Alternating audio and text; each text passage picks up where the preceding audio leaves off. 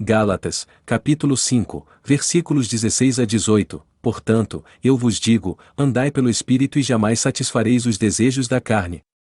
Pois a carne deseja o que é contrário ao Espírito, e o Espírito, o que é contrário à carne. Eles estão em conflito um com o outro, de modo que não fazeis o que quereis. Mas, se sois conduzidos pelo Espírito, não estáis debaixo da lei. Sobre o trecho adicional, alguns cristãos gostam de atribuir todas as ações de homens e mulheres a demônios. É verdade que muitas ações são influenciadas por demônios, mas nem tudo requer a presença de demônios, nem todas as manifestações são resultado de influência demoníaca. A Bíblia nos diz claramente que não é necessário um demônio para cometer adultério, pois esse desejo está intrínseco à natureza humana. Está na essência da carne. A Bíblia também nos ensina que não precisamos de espíritos malignos para se envolver em fornicação, pois isso é uma característica da natureza humana, literalmente. A Bíblia nos revela claramente quais são as obras da carne. Em Gálatas, capítulo 5, versículos 19 a 21, estão manifestadas as obras da carne, que são adultério, prostituição, impureza, lascívia, idolatria, feitiçaria, inimizades, contendas, ciúmes, iras, discórdias, dissensões, facções, invejas, homicídios, embriaguez, glutonarias. Existem assuntos semelhantes a estes sobre os quais eu vos declaro, como já vos disse anteriormente, que aqueles que praticam tais coisas não herdarão o reino de Deus.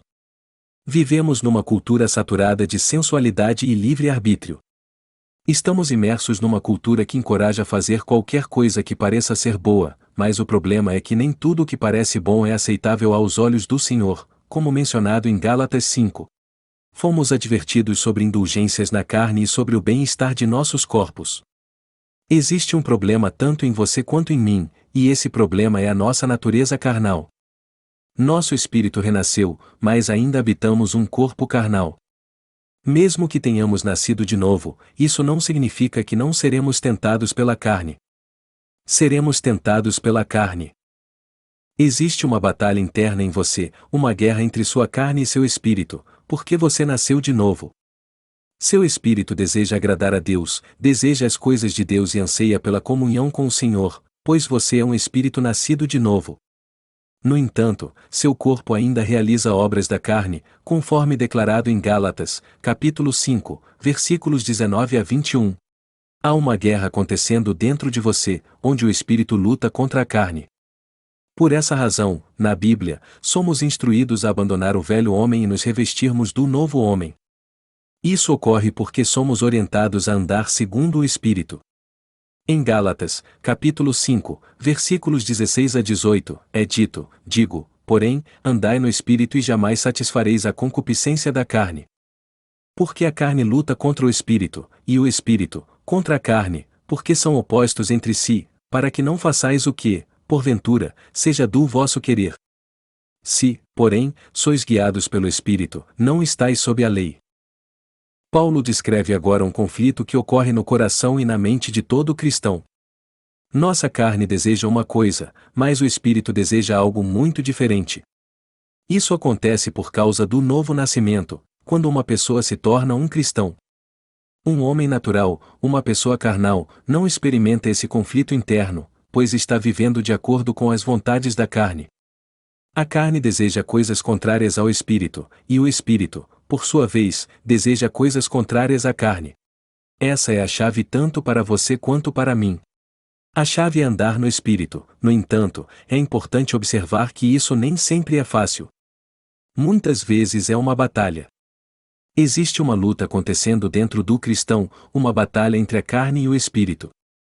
Há uma guerra dentro de você, como Paulo escreveu, e esses dois são opostos um ao outro. Eles não vivem em harmonia, são completamente opostos. Algumas pessoas tentam difamar o sexo e retratá-lo como algo negativo. No entanto, o sexo em si não é mau ou ruim, mas sim uma união maravilhosa que Deus criou para que um homem e uma mulher se envolvam juntos dentro do contexto de um casamento sagrado. Infelizmente, nossa natureza pecaminosa nos leva a buscar o sexo fora das restrições do casamento, e nossa cultura também nos encoraja a praticá-lo sem compromisso. É normal que nosso corpo deseje sexo, mas o problema surge quando ultrapassamos os limites que Deus estabeleceu claramente para nós.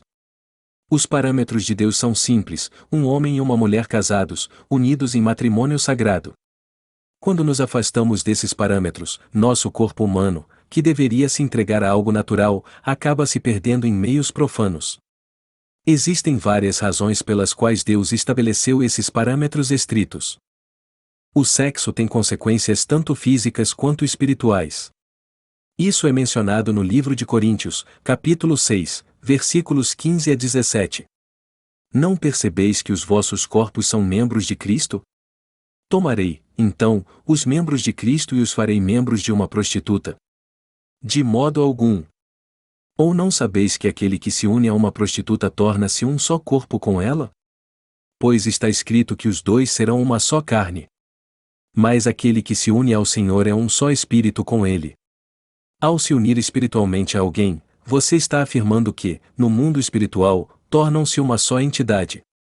Quando duas pessoas estão envolvidas em fornicação e o relacionamento delas é negativo e prejudicial, é natural questionar por que elas simplesmente não seguem caminhos separados. Elas desejam se separar, mas não conseguem. Elas sabem que não são boas uma para a outra e desejam partir, mas não podem.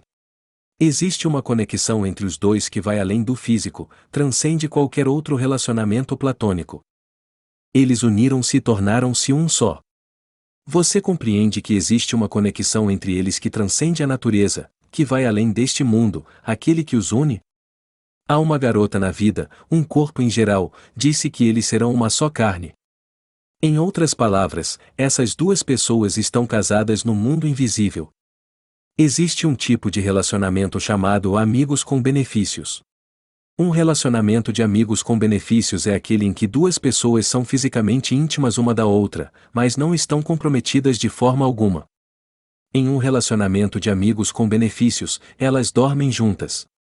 Porém, o relacionamento deles não é romântico, não é exclusivo e não possui amarras. Você já percebeu que em todos os casais de amigos com benefícios, pelo menos uma das partes começa a se apegar a outra pessoa? Isso ocorre sempre que uma ou ambas as pessoas se apegam. E a razão para isso é que elas estão se unindo uma à outra.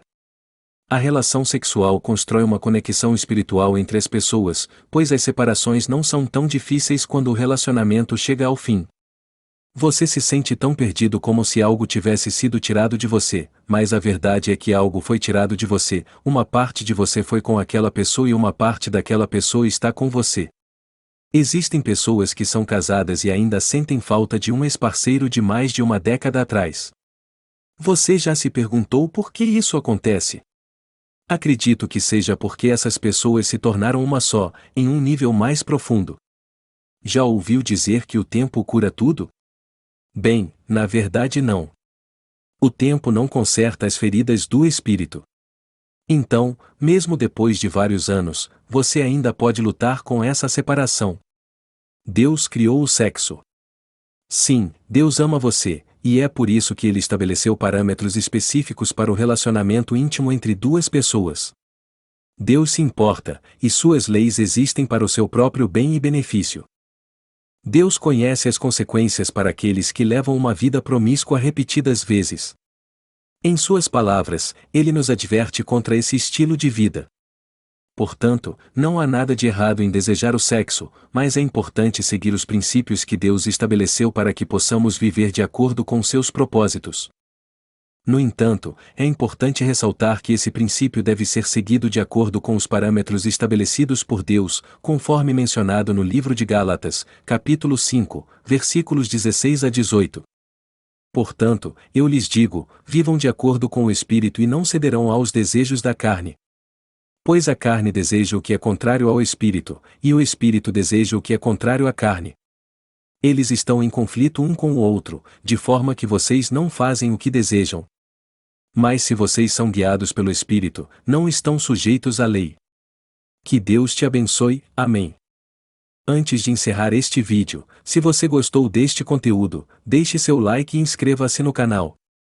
É muito importante e vai nos ajudar a continuar produzindo mais mensagens como essa. Na descrição do vídeo, Você encontrará formas de abençoar o nosso trabalho, se puder, é claro. Um grande abraço e até o próximo vídeo.